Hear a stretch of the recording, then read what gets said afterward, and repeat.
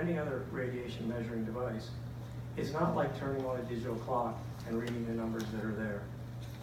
Any reputable and reliable Geiger counter requires proper setup, regular calibration, and knowledgeable operation. It's not reasonable or appropriate to simply place a device on a road or hold it in your hand in the air and know what that number means. Environmental radiation sources are absolutely unavoidable and ubiquitous.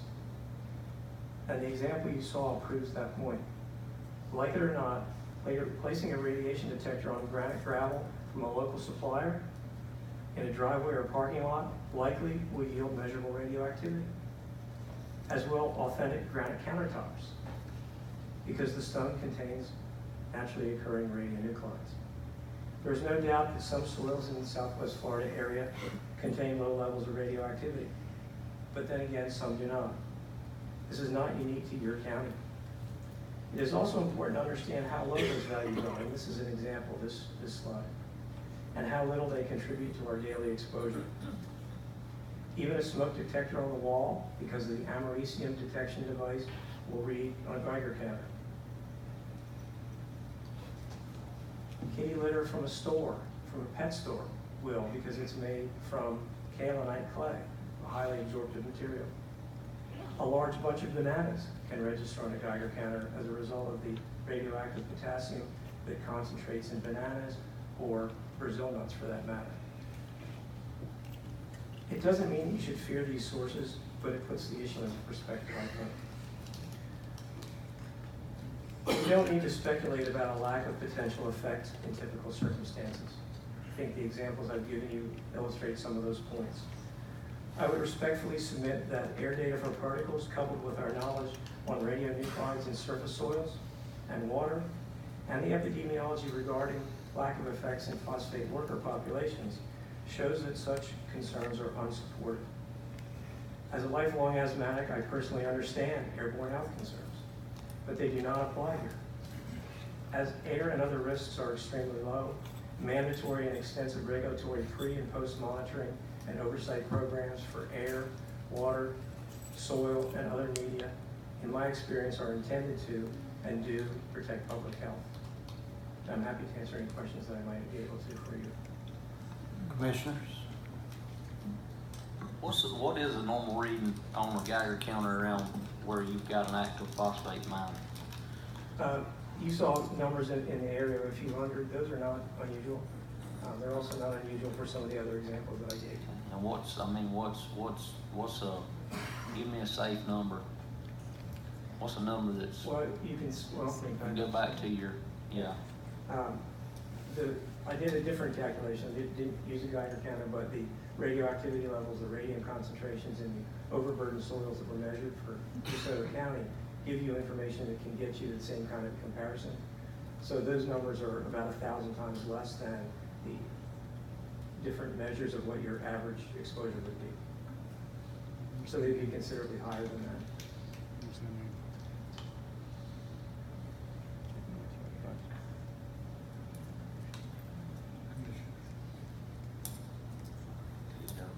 Mr. Steve, I have a question.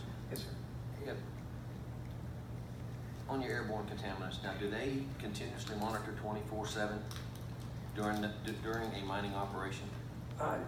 There are a number of samples collected daily over the course of a year. I don't know that it's 24/7, minute to minute to minute, but they are regularly done on a daily basis with multiple samples. And you can see a pattern that emerges from the data. First of all, the large proportion of those samples are collected are down in the 25, 30, 35 micrograms per cubic meter level. You do have some numbers that are higher than that, maybe 75. And every once in a while you see a blip that's higher than 100 maybe.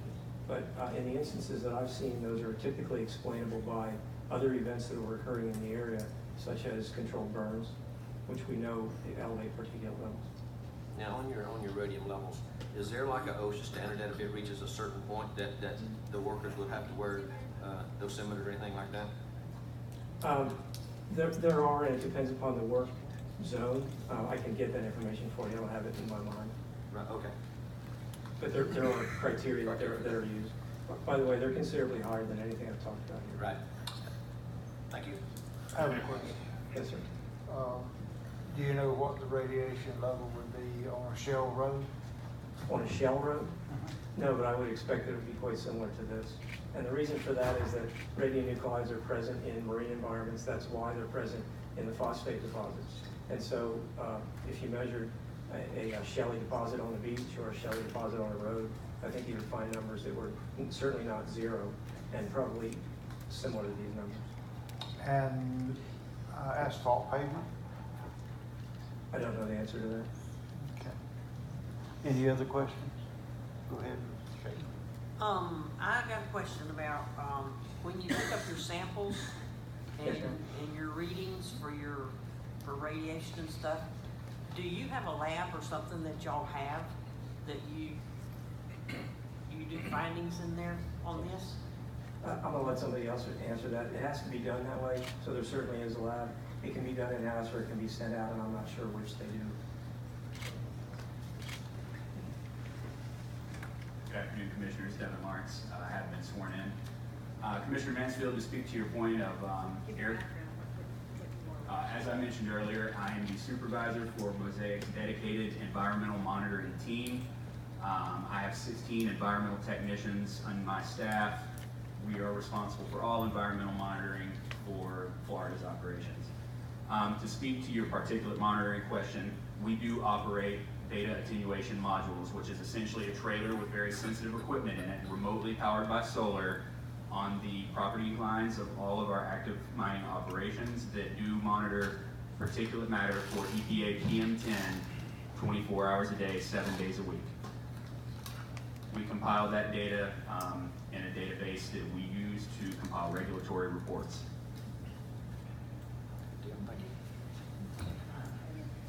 Did you get answer your question? Ms. Shaver, did you have a question about radiation? I was asking about labs. Do you have labs at your sites? Yes, ma'am. So at the minerals facilities, there are what we call metal labs that do sort of process analysis based on different issues with the physical mining stuff. When it comes to the water quality and the environmental sampling, Mosaic does have a NELAC, which is National Environmental Laboratory Accreditation Association certified lab. They go through a strenuous annual audit process, and we do run all of our samples through this lab. Okay, so There are some analysis that are very, very technical, some of the heavier metals.